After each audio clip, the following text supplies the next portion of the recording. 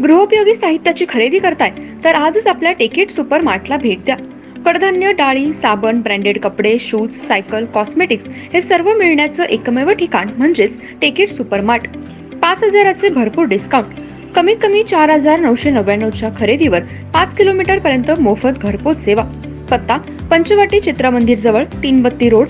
संपर्क 92 97 97 50 00।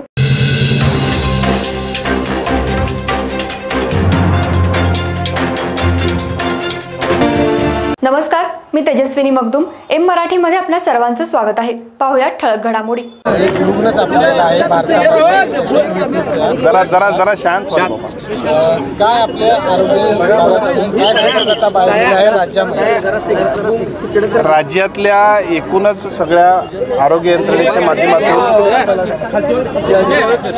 राज्यातल्या सर्व आरोग्य यंत्रणेच्या माध्यमातून आवश्यक त्या उपाययोजना करण्याबद्दलच्या सूचना जाहीर केलेल्या आहेत। उद्या परवा दिवशी एक बैठक सुद्धा होईल आणि जो व्हायरस आलेला आहे त्या व्हायरसचा एक बेंगलोरमध्ये जरी रुग्ण सापडलेला असला तरी त्यामुळे कोणतीही काळजी करायची गरज नाही। आरोग्य विभागाच्या आवश्यक त्या सूचनांचं पालन करणं आणि अत्यंत चांगल्या पद्धतीनं स्वतःची काळजी घेणं या सगळ्याच गोष्टी करण्याबद्दल आपण सर्वच आपल्या नागरिकांना सूचना करतोय। बऱ्याच वेळा असं होत असते की सोशल मीडियामध्ये, पेपरमध्ये किंवा आमच्या एकमेकाच्या बोलण्यांमधनं सुद्धा विनाकारण माणसांच्यामध्ये भीती तयार होते। अशी कोणतीही भीती बाळगण्याची गरज नाही। अत्यंत चांगल्या पद्धतीनं आपण सर्व लोकांची काळजी घेऊया आणि या जो काही रुग्ण सापडले त्याच्यावरती आरोग्य विभागाची यंत्रणा काम करेल।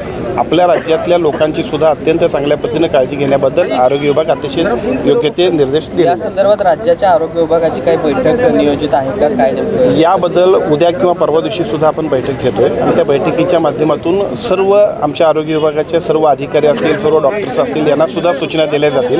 कोणत्याही परिस्थितीमध्ये या जो रुग्ण सापडलाय त्यामुळे घाबरण्याची गरज नाही। आवश्यक त्या उपाययोजना करण्याबद्दल आरोग्य विभागाची सगळी यंत्रणा जी सूचना देईल त्याचं नागरिकांनी पालन करावं, बस इतकंच।